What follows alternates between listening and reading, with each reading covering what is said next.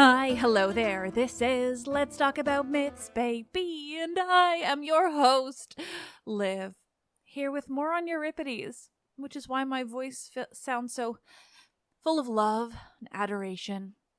I really just think he's super fun because he was weird and he liked women and figured that both they and enslaved people were real and human. It's wild. The bar was low, but Euripides cleared it and then some. And today I'm really excited to be back with another conversation episode. And once again, we have a returning guest of the show. I spoke with C.W. Marshall, Toph Marshall, as he's known to Michaela and I, all about, what's the best way of describing this? But essentially, it boils down to, it turns out Euripides wrote a version of Antigone's story where she has a baby. And he wrote a version of Oedipus's story where he's already blind when he gets to Thebes.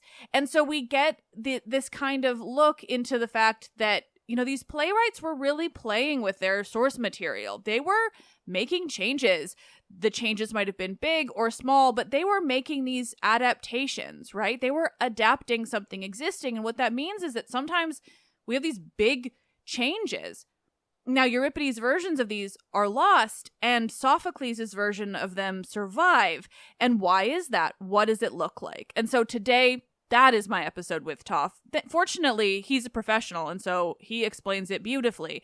But that's what you have coming today. This look at a kind of competition between the playwrights for whose version was going to quite literally stand the test of time. It's absolutely fascinating. You all know already how much I love fragments, but in these cases, we're looking at these fragments of stories that are so different from the ones that survive in other plays. And for these specific stories where the only thing that survives is a play. And so what does it mean that the only thing that survives from the story of Oedipus and his daughter Antigone is from Sophocles, when we know for a fact that Euripides wrote a version where things were really different, like whose is or is not more likely to be closer to the original? Now I'm just rambling because it's so much fun to speculate. You should probably just listen to the episode.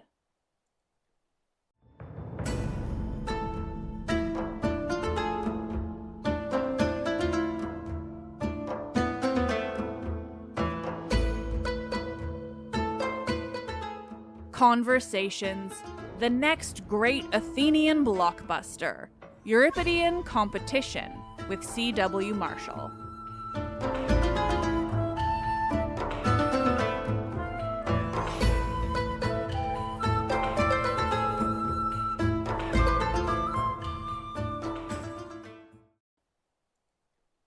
You mentioned this once to me like a good year and a half ago, this quest for innovation, and I have had it stuck in my head ever since. And so, I would love to hear anything about that aspect, obviously focusing as much on Euripides as possible, but and there's only 3, so obviously we're going to be diving into the other guys. So yeah, what do we know about this kind of this competing that they were doing with each other?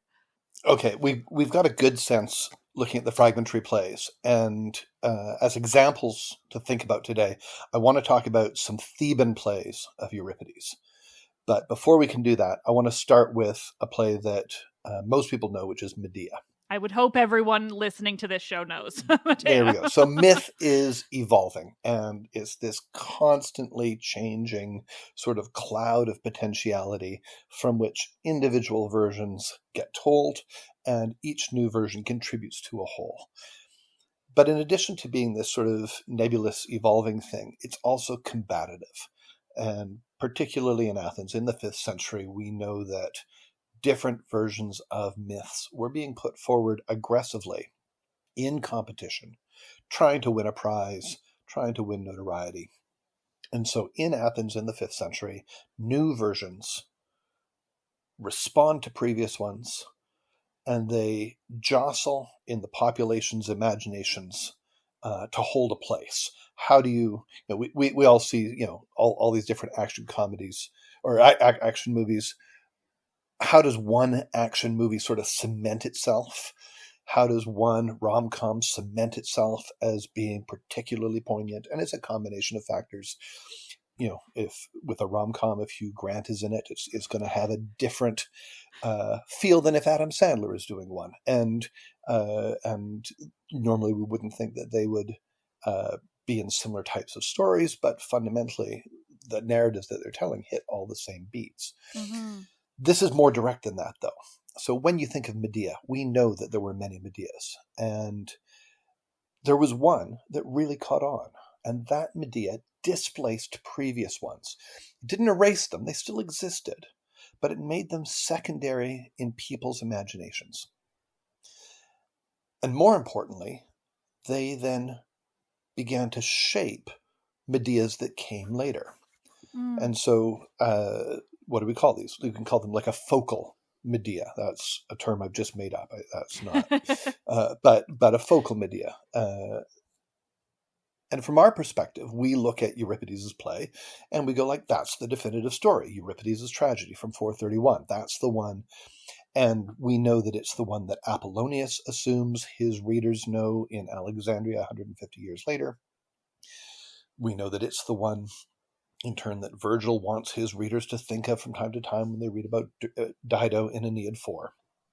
Now, if we had more Medeas, we might see that there are details from lost Medeas that shape our understanding too. But in this case, I don't think it would change our understanding that this was the one that had lasting impact. Sophocles had written Medea plays earlier. Did he do more than one that we know about? He had written at least one before, and the Daughters of Peleus's right, from the 440s. Interesting. The Root Cutters is the one I'm thinking of. The Root Cutters from the 440s, which seems to have played up Medea's magic. But that one got displaced, and no matter how good a play it was, we don't know much about Sophocles' Root Cutters because the play from 431 captured the imagination. It became the focal one. And there's cases as well where we know that there was a focal one, but we don't have it. Right. And you and I in the past have talked about Euripides' Andromeda. Andromeda by Euripides became the focal Andromeda story. And for hundreds of years, people kept going to this story because it was the one where Perseus falls in love at first sight. And that captured the imagination for centuries. But we don't have it. We've only got scraps of it from papyrus. So and Aristophanes making fun of it. Exactly. So being the focal play doesn't guarantee you're going to survive. But we can still say that it existed. Now, Oedipus also has a focal version. One that displaced things that had gone before and which shaped all subsequent ones, which tried to, but did not displace it. And we have that play. It's the play by Sophocles. The focal version was Sophocles' play, and its centrality was sort of guaranteed once Aristotle elevated it into Poetics. But it was the version that everyone had to know in antiquity, and it happens that we've got it. So my question for today is, can we look at some of the plays that tried to displace these focal plays, the ones that came later, at a time when maybe that canonical status wasn't yet fixed, where we can see engagement with the play that we know, but maybe a failure to displace it. And I think we can, and we've got two examples that I want to look at. So this is happening at a time before canonicity of the definitive version is sealed. Rival plays are jostling to capture the imagination. So, two plays, Oedipus and Antigone. But not Sophocles' Oedipus and not Sophocles' Antigone, not the plays we know. Instead, I want to talk about the ones by Euripides. Now, I'll say for those who want to go off and read more about these, there's Loeb volumes that have the Greek and the English side by side. Unfortunately, Oedipus and Antigone, because of where they fall in the alphabet, are in separate volumes. There's 2 volumes fragmentary Euripides plays. There's also a great volume of Sophocles' fragmentary plays. Hmm. But these things are accessible in English for those who want to pursue them. But does that seem like a good way to go forward? And maybe we'll start with Oedipus. Oh, yeah. No, please. Yeah. Sorry, I'm in. You're allowed to interrupt me, though. Oh, no, yeah. No, I will. Don't worry. But oh, good. Please proceed. So I mean, I'm just excited to know what he did that was so different, right? Like, everything I love about Euripides is just, like, the way he kind of pushed the boundaries and, like, just was slightly weirder than everyone else. So, I mean, yeah. So I've got some weirdness for you. That's what he did. He's so great. Yeah. Okay. So, again, I'm going to assume we know the plot of Oedipus, of Sophocles' Oedipus, at least. It was written sometime in the, maybe between 440 and 425. We don't have a firm date for when it was. Euripides' play was written after 415. So at least 10 and possibly as much as 25 years after Sophocles' play. Where would that fall with the Phoenician women, since we actually have kind of a Euripides play? Well, you see, there's another Theban play, isn't there? And also Bacchae. He seems to have been interested in these plays late in his career. Yeah. And so we've got Bacchae right at the very end of his career. Phoenician Women was 409. So I'm going to say that almost certainly Oedipus was a few years before Phoenician Women. I'll make reference to Phoenician Women, but we don't really know how much sooner. But I'm going to say within a decade. Okay, yeah, they're both later in his career, which is an interesting piece, right. For sure.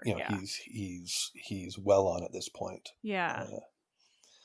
And he's messing with things, or he's trying to shake it up, or he's trying to repeat what he did with Medea, which is write the definitive version, before Sophocles gets sealed. Except that, sort of paradoxically, because he's engaging so closely with Sophocles' play, if he's unsuccessful, the result is that he reinforces the canonicity of the specific version that Sophocles has told. Do we know, sorry if you said this, but do we know when Sophocles' Oedipus and Antigone were written? Antigone was first, right? Antigone, probably in the 440s. Okay. You often see 442, 441. And Oedipus will be after that, and probably before 425. The date of Sophocles' Oedipus is an open question, and it's sort of interesting as to whether it's before Athens Plague, during Athens Plague, right, or in the year and a half after Athens Plague. I'm not going to get into that. Yeah, right I know now. that's a whole debate.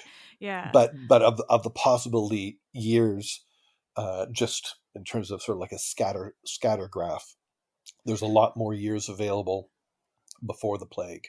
Yeah. Than there are after. And so that means we're talking over a decade. This has been sort of the version, and then Euripides is okay, let's see what 10 to 25 years, I figure. Yeah, wow. And he's coming back to it. And we remake movies. Yeah. After that period of time, so maybe it was due. So the story, again, the backstory is where so much has happened. Oedipus, as a child, is exposed after King Laius in Thebes gets a prophecy. The exposed infant is taken to Polybus in Corinth. Oedipus grows up not knowing that he's adopted. Always tell your kids they're adopted. That's one of the lessons here. He's walking along the road. He kills Laius in the road, not knowing that he's killing his father. In doing so, he kills the Sphinx, and he becomes king of Thebes. Now, we can have an aside on kingship if we want, but maybe we'll come back to that in a little bit. I've talked about it too, to an extent. So, I mean, so, when relevant, feel free, but we've done the Tyrannos Basileus story before. Well, you see, there we go. So the difference between a hereditary king and a non-hereditary king: as the child of the former king, he should be the hereditary king. He should be in that position by virtue of who his parents are. Instead, he becomes Oedipus Tyrannos. He becomes Oedipus, the non-hereditary king, who happens to sleep with the former king, the former queen, which is what you do if you become a tyrannos. If you're a non-hereditary king, you marry into the royal family. You're just not supposed to do that if you're a basileus. Right. If Oedipus knew that he was basileus, then we wouldn't have that issue. So you've covered that. He would have just gone home to mom, and then he would have become king a natural way. Exactly. So we've got a lost papyrus. See, the scraps for these fragmentary plays come from all over the place. Yeah. So there's a papyrus that was found in Oxyrhynchus. It gives us the first line. Although Phoebus Apollo forbade it, Laius had a child.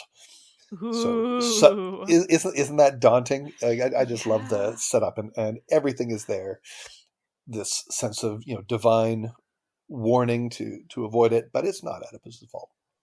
Anyways, so this seems to be the story that Euripides told as well. Oedipus, exposed after Laius, gets a prophecy, taken to Polybus. He kills Laius on the road, kills the Sphinx, and becomes king. Mm-hmm. But there's maybe 3 scenes that we can see in the fragments that are new or represent substantial variations. First off, the Sphinx seems to have been really important. So how important is the Sphinx in Sophocles' play? And it's barely mentioned. Yeah, like a reference that it happened so long ago, and just like, oh yeah, the Sphinx. And we can see why Sophocles, with his focus on humanity and the really deep passion about human suffering and human anxiety, wants to displace the monsters. There's an interesting theory that through the stagecraft of Sophocles' play, Oedipus begins on his hands and knees praying. He stands up and walks around, and in the end he's supporting himself on 3 legs. So possibly a director could visually stage, and I've always sort of liked that, but that's a director's choice. Yeah. And you could do it. It's cool, but it's not like written into the script that needs to be the way it is. So let's put that aside. But in Euripides' version, the Sphinx is important. And we have a fragment. And so here is a description of the Sphinx. This is fragment 540 of Euripides from this play. Something, something, something with the fiery mane of her hair. She curls her tail underneath her lion's legs and sits down, and then folded her swift flying wings, probably something, something, something. She moved her wings to the sun's rays, and if she held her back towards the horses of Helios, so towards the sun, she was reddish gold. But if she held her back to a cloud, it shone with an indigo gleam, like iris, like the rainbow. Yeah. That's lovely. Isn't that beautiful? I just think the sense that her body looks like a lion or like a panther, depending on how the light is hitting it, and the sort of iridescence of the animal, and comparing it to the rainbow and the light, darkness, colors of the rainbow. If I were to read it again, this is all visual language. We're talking about the rays of the sun, and the word is augais, which is the same word for what shoots out of your eyes. When you're looking in the Greek understanding. So we're seeing the tail curl, we're seeing the wings flap, we're seeing the rays of the sun, we're seeing the colors of reddish gold, of indigo, we're comparing her to a rainbow, and this is, we know that he's blind, right? Oh gosh, this is the way Milton writes about color as well, after he's lost his sight. And just this passion for light and color. Euripides has really worked to understand what the situation of the blind Oedipus is. So I think that's lovely. Yeah. Now, so so do we know? Sorry, do we know whether like because this he's blind? Is it? Do we know if it's in the moment like he's seeing the Sphinx, so then he's blind, but like or not seeing, but like the Sphinx is there, or is he telling the story in the past? somebody is telling the story of the past. Okay, yeah. And and it's just describing her. I think this is Oedipus describing what he saw and experienced. Mm-hmm. But this then leads into the second innovation. In addition to the emphasis on the Sphinx, Mm-hmm. Oedipus is blinded before he knows what he has done. Right. In Sophocles, this is the triumphal moment of the play as his knowledge, his insight becomes clear. He takes away his exterior sight. And it's sort of that juxtaposition that really is sort of the moment that seals the canonicity, I think, for Sophocles' play. There's always one detail that just resonates, and in Sophocles' play, it's that, if we think back to the example of Medea, it's that Medea chooses to kill her kids. Yeah, I was going to say that's a good comparison one. Like that's the one that it's not the Corinthians, which is what previous versions had said. No, Medea makes the decision, which makes it all the harder, and so we can see why this one gets sealed as this focal version. Yeah. Instead, Euripides, who's got Sophocles' example in the background, is following his story, but it seems that he has had him blinded earlier. He doesn't do it himself. And so we've got one fragment. And the fragment is from a servant of Laius. And what it says is, "We pushed Polybus' son to the ground, destroying his eyes and blinding him." Huh. So Laius's men did it in Euripides' Laius's version. men did it in this version. Exactly. That's so much more interesting. Well, it's new. It's like, this is it. Whether it's better or worse, I don't know. I find it more interesting. There we are. Yeah. In any case, when does this happen? Yeah. I don't think this is a messenger saying that it's just happened in the past 15 minutes sort of thing, right? Like this isn't a messenger coming out. It would be odd for it to be the servant of Laius when Laius has been dead for so long. And also he's called the son of Polybus. Yeah. It sounds like it would be from when Laius is killed. Yeah, exactly. Like in Retribution. Yeah. Much more likely. Yeah. It's describing the death of Laius.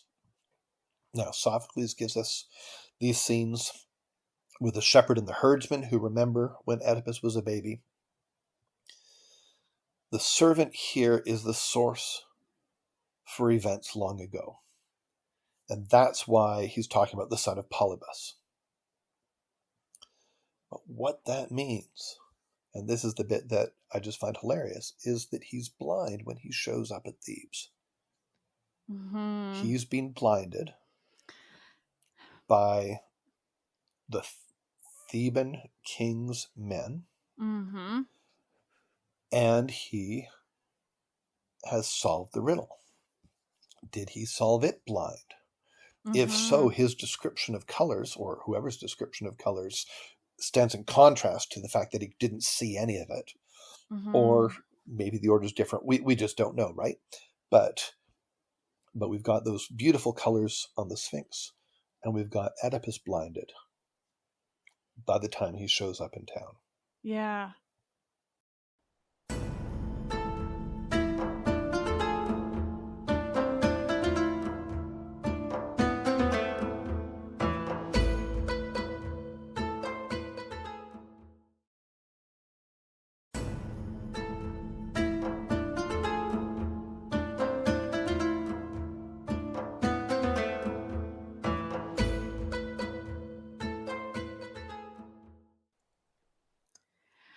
I want this version. Like from a little you've already said, I just think it's more interesting because to me, And I know that I have like a full bias coming into this because I am programmed to love everything Euripides does. But like, it just seems to me that that's more interesting story, because the thing that's always not like, I like Oedipus Tyrannos. It's fine. It's not my favorite. And it's not my favorite because of the play and half because of the way so many people read it. Like, as if this is something that like he should have known. Like, and I think it's so much more like, obviously he didn't know, but this idea that he's blind going there means he really doesn't know. Like, it takes away that little detail that people are like, how would you not even remotely recognize your mother? Or like, how did you not think, hey, we look alike? Like, how, all these different things, it takes that away.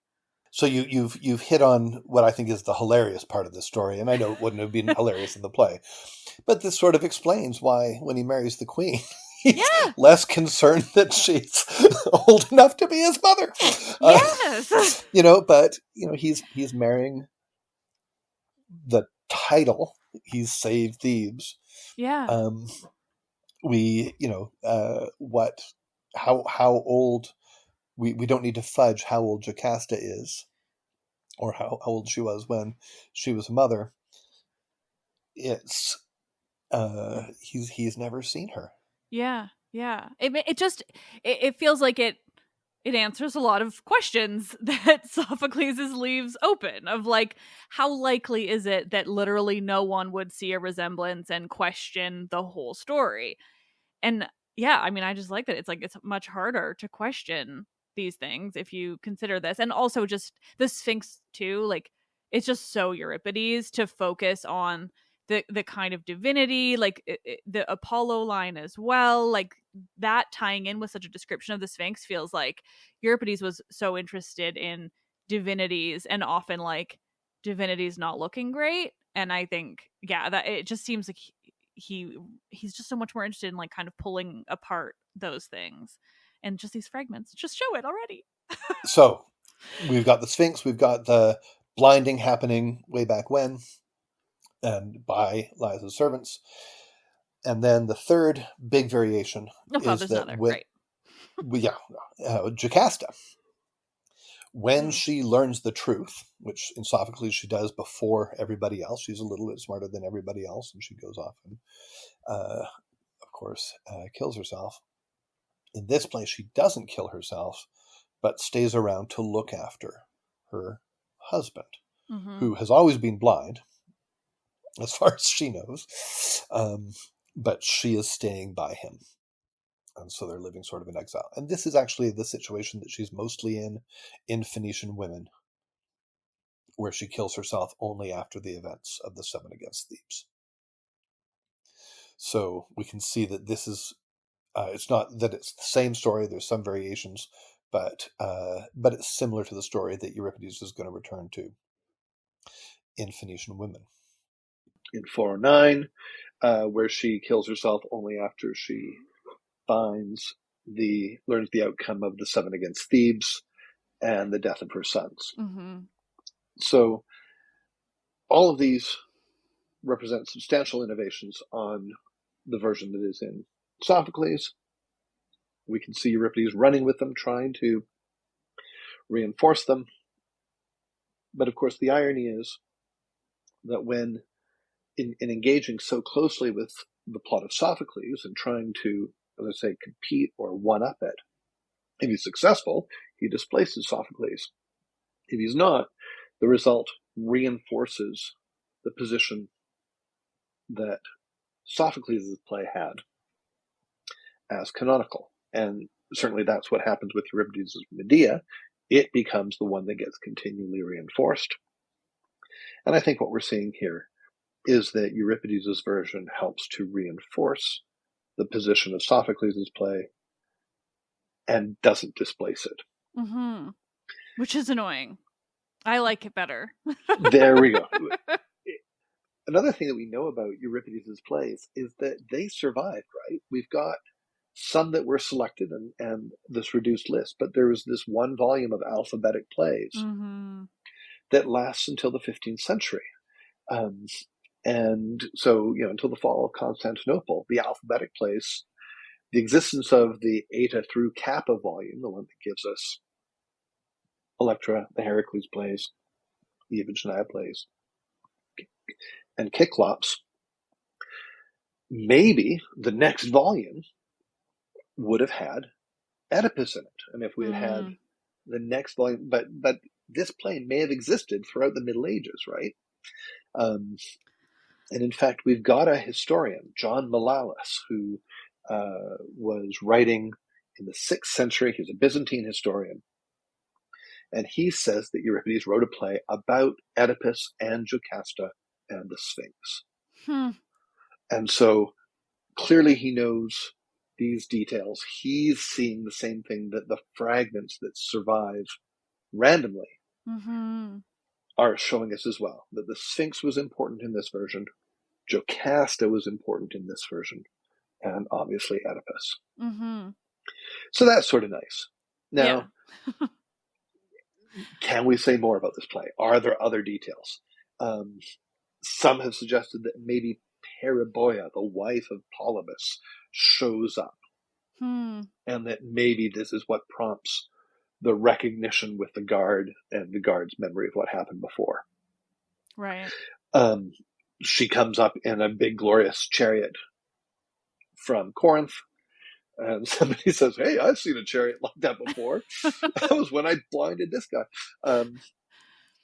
But whatever the situation, maybe Periboia shows up. Is there a scene with Creon? And is Jocasta caught between Oedipus on the one hand and Creon on the other, and needing to decide? That would be dramatically interesting. There's some indications that maybe some of the lines are spoken by Creon, but we really don't have enough to know for sure. Anything about Tiresias? I don't think there's anything about Tiresias. Nothing's coming to my mind. There is, though, a reference to Athens, the city of Cecrops. So maybe in Euripides' play, Oedipus finds refuge in Athens. Oedipus and Jocasta find refuge in Athens the same way that Medea does. And so, again, we've seen Euripides pull this move, promoting Athens back in Medea. Maybe he's doing the same thing here. And then there's some of these fragments are just like rare words that get quoted. We're told that so-and-so uses this word, but there's fragment 557. There is reference to a limp. And so maybe Euripides is limping around in this play. We don't know that this is what it is, but just the fact that we've got the word in this play makes my speculative brain go wild. And in this context, I can run freely with it and say that maybe Euripides is limping this play. I've always wondered if he limps in Sophocles' play. There's a big deal about the pins going through his feet. How obvious is it that baby Sophocles had issues learning to walk? We don't know, but the use of the word in this play maybe suggests that it was part of it. And so there we go. Did this play have impact? Did it last? There's some 4th century vases that show apparently a theatrical parody Sphinx scene. Maybe this play influenced Seneca's Oedipus play, because there's certainly some variations from what we know from Sophocles in Seneca's play. Maybe Seneca is looking at both and picking up details that are found in Euripides' play, and we just aren't in a position to say. Well, it makes sense given, I've only read 2 Seneca plays, but the Medea is pretty influenced by Euripides, so it's certainly possible. He seems like, honestly, having read just Medea and Thyestes, Seneca seems like a guy who would also like Euripides, like he does. There we go. So that's just my first example. Do we have time for another one? Yes, please. I also just want to say, just to remind the listeners too, after all of that, because Oedipus is always such an interesting one to me, that we don't really have a surviving myth from before the plays. We have little references, we have visual representation, but we don't have an actual source that gives us a myth. We only really have the plays, and that's sort of makes this even more unique. there certainly did exist. There were epics about this. Definitely. I just mean we don't Pindar have refers them. to it. They just happen not to survive. And I think Yeah. always maintaining that distinction. Definitely, yes. The people in Athens had access That's to why so I say much we, more. We exactly. don't. Yeah. But so what we know of the myth is only really Sophocles. So it's like, well, what these differences that Euripides does, like they might have been mythologically, you know, well known at the time. We don't know. We only know Sophocles, and so that's just kind of even more interesting. Though we know the Sphinx is like very, very well depicted. So certainly that would make sense if, you know, obviously the Sphinx is a bigger deal and things like that. But yes, please Antigone, because I know the next one is Antigone's baby. You put that in an email and now I'm never going to let it go. So please tell me about Antigone's baby.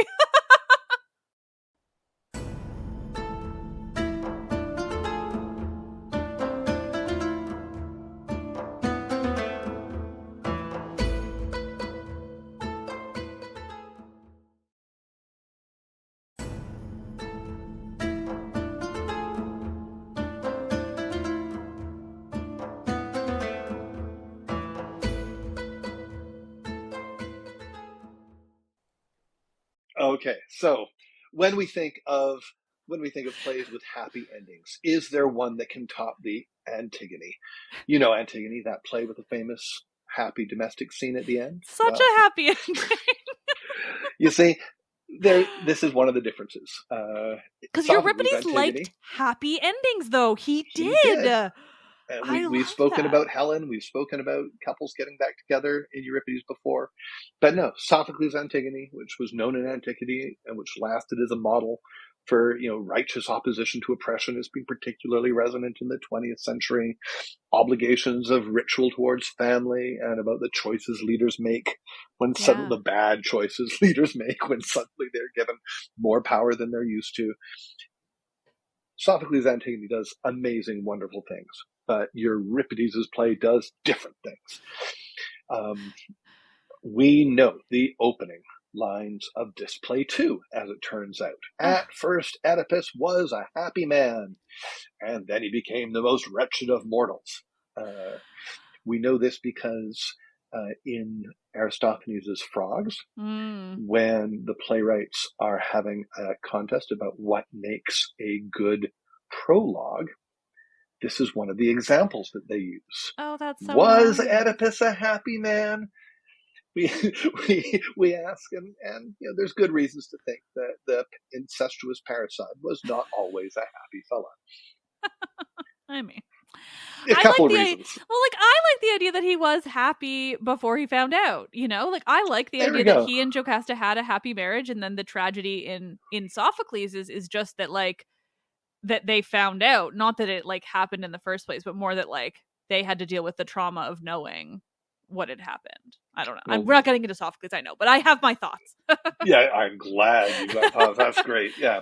So we've got a summary of this play from the Hellenistic period. And as with Oedipus, it suggests that Euripides is following Sophocles' story. The summary is by Aristophanes of Byzantium, but you know, he's got access to the text. The big changes that we see, the main one is that Haemon is captured with Antigone when they are burying Polynices. So here it's not a single defiant act where, you know, in Sophocles she rejects Ismene's help. In this play, it seems she had Haemon's help. And as a result of this, and this is, I'll admit, a little foggy, and we don't have a clear through line here, but as a result of this, she is given to Haemon in marriage, and the play ends, at least with a prediction, that they're going to have a child named Maon. Maybe even that happens during the play. But when we think of happy couples in tragedy, I'll say Antigone and Haemon and their little baby Maon aren't often mentioned, but through an accident of survival, this might have been the one that we would be knowing, and that this would be the one that we would think about. Yeah. Well, it's like the Helen, right? It's like, I mean, not that there's not like a vague, maybe happy-ish ending, you know, according to the Homeric tradition, but like the ending in Euripides' Helen is so much happier. I mean, and I think of Iphigenia among the Taurians, and even the Ion. Like Exactly. these are happier endings, and I mean, Antigone being one is fascinating because like So that story. here's another fragment from this play. Again, we don't know who's saying this. I was in love, and the way Greek works, it might be they were in love, but let's make it personal. I was in love, and truly love was madness for mortals. Who's saying that? Is that Haemon declaring why he was there? Is this Antigone explaining what she feels for Haemon or what she feels for her brother? We don't know. But Eron, it's the Eros word, so it's not for her brother. Probably it's probably referring to the relationship between Antigone and Haemon, and we don't often think of them as a loving couple. So I sort of like that bit. Yeah. Do they even have any lines together? It's Sophocles. It's kind of like, those guys are meant to be married. That's kind of all you get to know. Exactly. And it never happened. Yeah. There's another fragment that probably refers to Haemon and Creon. It's generally believed that sons resemble their dads. This is often true of children. So if this is someone talking about Haemon and Creon, whatever they're referring to, in terms of mental disposition or character or just their long wavy hair, whatever the resemblance is, it's going to be different in this play. You don't say something like it's generally believed that sons resemble their dads, unless you're going to say, but in this case. Yeah. And so Haemon has a different demeanor, a different... he carries himself differently from Creon. Yeah. Do we know what this Creon is like at all? I don't think we do. I don't think we've got any real sense.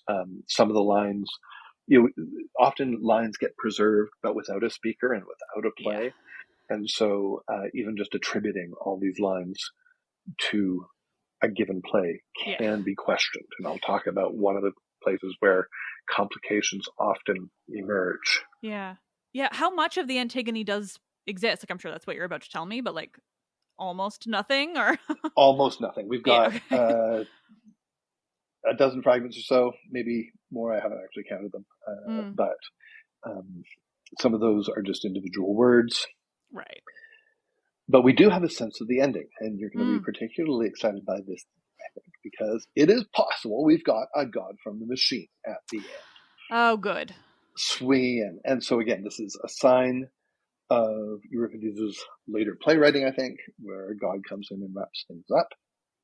If we're doing Theban plays, guess what god we're going to bring in? Dionysus. Okay. I was ready to guess that, but also, like, I mean, Sophocles would never, and I am fascinated. So it is quite possible that Dionysus appears as a Theos Apomechanes, or a god from the machine, at the end. And we are told in one fragment 178, that Dionysus sent the Sphinx to the Thebans. And so this is now hearkening back to the prominence of the Sphinx that we had in the Oedipus play. But I know of no other version that connects Dionysus specifically with the Sphinx, that she is his monster. No, yeah, I've not heard of that. So that's a nice little detail that happens to survive in this play. Was that a canonical version, or is this just another weird variant? We don't know. But in any case, it seems to be the wrapping up of the story involved revealing that piece of information. The idea of Dionysus as a god from the machine is just particularly enjoyable. Like, of all people, I just want to imagine him coming down with like grapes wrapped around his head or something wild. Certainly the director's options are pretty great there. Yeah. I want the grape suit from Pompeii, actually. Yeah. And so, but there's which is like the Fruit of the Loom underwear grape. Yeah. Yeah. But we've got Antigone. And again, this is a different version of Antigone, perhaps one with a happy ending where she and Haemon live forever with their baby, and all is well. Antigone also appears in Phoenician Women. We touched on Phoenician Women, this other Theban play, a couple of times, and in this other Theban play, I think you've talked about it also in other episodes. Yeah, years ago though. They're just packing in so many different stories. We're telling the story with Hypsipyle. Oh, but look, here's the 7 against Thebes going by. Antigone is in Phoenician Women and rejecting marriage to Haemon, and so that probably comes after this play here. Right. But again, it's not that there's one fixed version of these things. The fact that both seem to still be alive in Phoenician Women is, I think, relevant. And that's so there's a second example for us. Yeah. Well, it reminds me of the Iphigenias, right? Where like they don't match up necessarily, and that's okay. Like Euripides was just telling different stories at different times, and so exactly. Yeah. And he's just adding to this nebulous cloud and just pulling a strand and seeing where that strand leads him. Yeah. And so from this we can go in a couple of directions. We can think, what is it that makes the focal version? What seals the deal? And I don't think that there's going to be a magic formula. I think if there was, we would have done it. But what we see is that Sophocles and Euripides both have success at establishing focal versions. Aeschylus too with the Oresteia. You can't tell an Orestes story after 458 without thinking of Aeschylus' Oresteia or engaging with it. So everybody gets their focal versions of plays that are going to have a lasting impulse, a lasting impact. But that doesn't remove the other plays from existence. It doesn't stop people wanting to try and jostle for position or try and introduce a new detail that's going to capture the imagination. It doesn't stop other plays from being points of reference in later works for those who detect intertextual allusions when they are watching theater or reading a text.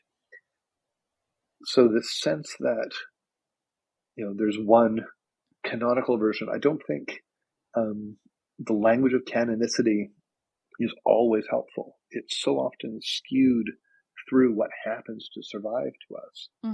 And as we've seen, Euripides' plays survived through the Middle Ages. They just didn't all survive to us.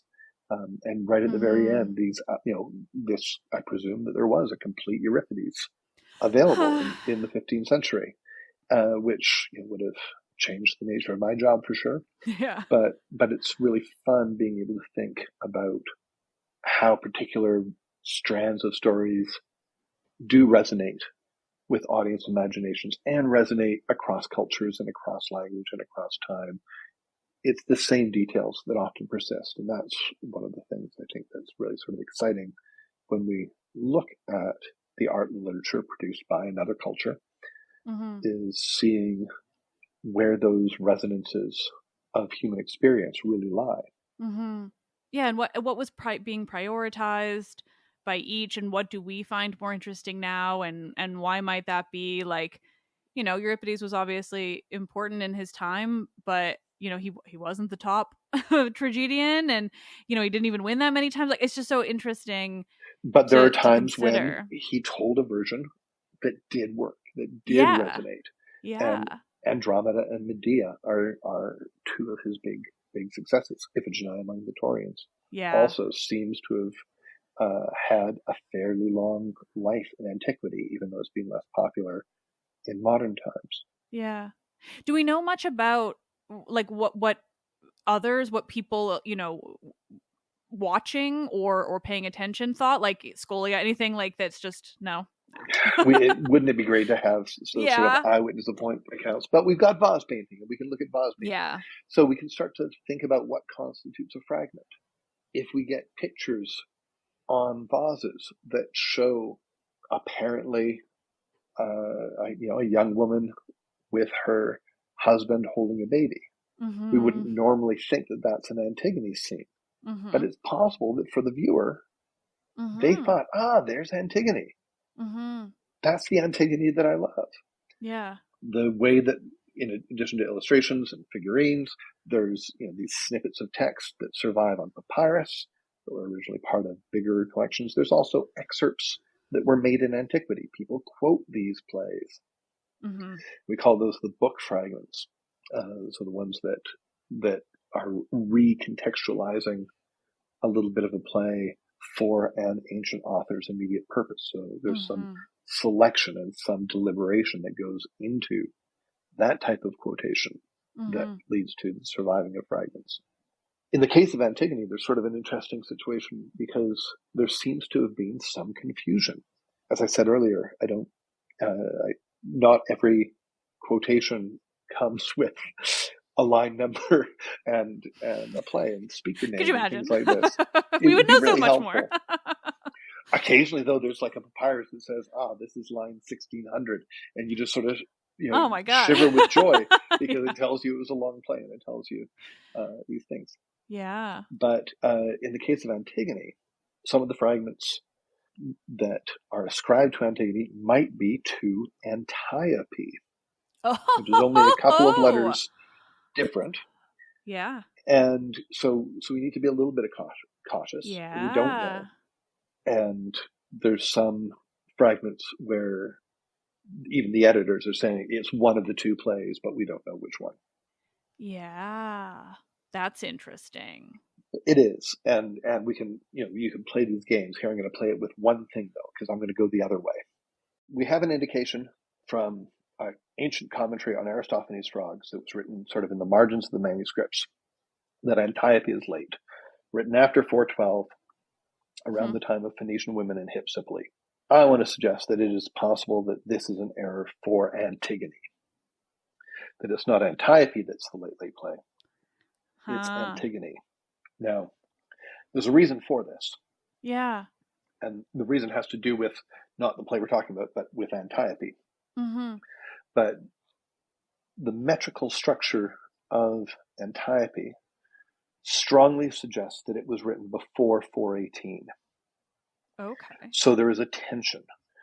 Do we have Antiope? Sorry. No, we've just got a couple of fragments, lines okay. in it. And so we're looking at the metrical patterns in the spoken verse, which change in a consistent way over the course of Euripides' career, but of course any individual play could be at variance with that.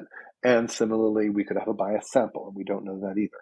Yeah. But nevertheless, based on the fragments that we've got, it looks like Antiope was written before 418, but we've got this explicit statement that says it was produced after 412.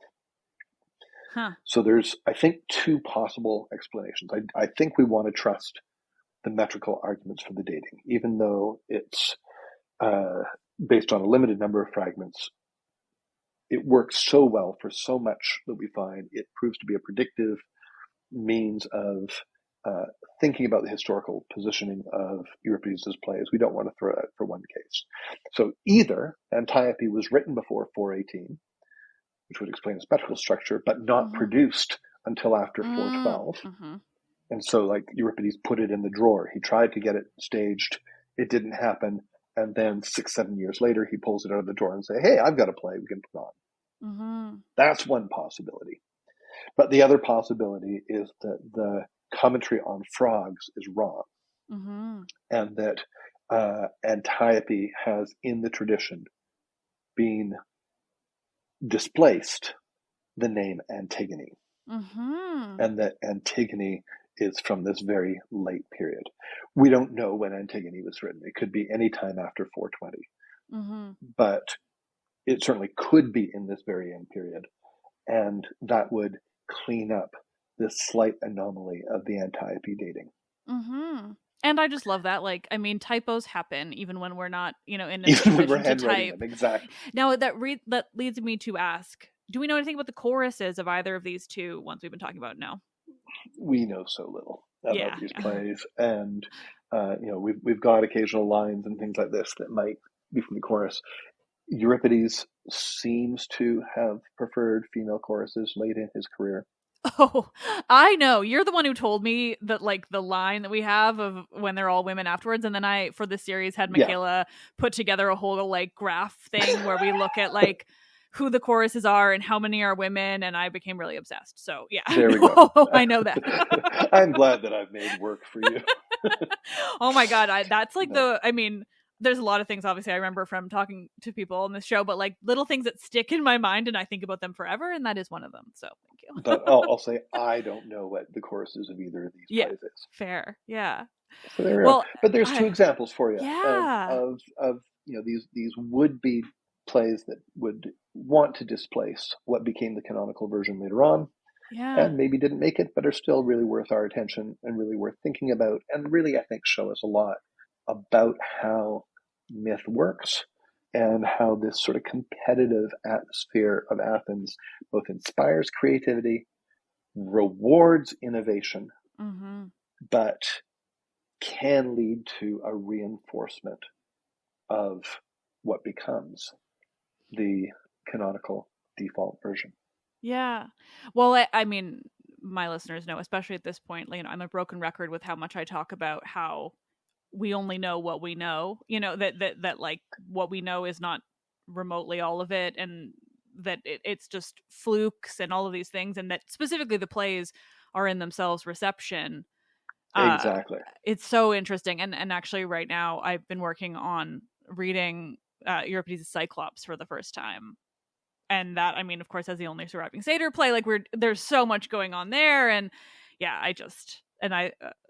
that was the first Euripides I ever directed.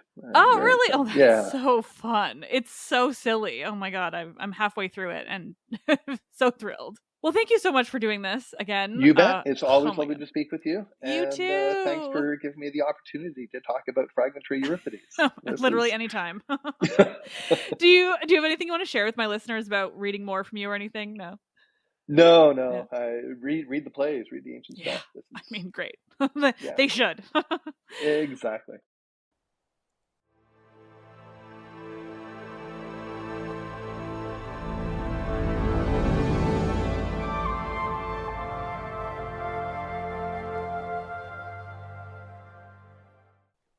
Oh, nerds, as always, thank you so much for listening. I mean, I always love these conversations, but with Euripides, it's just, I could listen to this stuff forever. Thank you to Toph, as always. I mean, he's a great guest to have on the show. I love having returning people coming back for things that they, like, mentioned offhand the last time they were on the show. Like, I just could live this life endlessly. Next week, we're back with still more Euripides. None of us are tired of him. I will hear no other opinions on the matter. Let's Talk About Myths, Baby is written and produced by me, Liv Albert. Michaela Smith is the producer who has been handling so much research for this series, as well as planning and scheduling the guests. Michaela is wonderful. The podcast is part of the iHeart Podcast Network. Listen on Apple Podcasts, Spotify, or wherever you get your podcasts. Visit mythsbaby.com for more information about the show and more new things that are happening, because it seems like it's endless.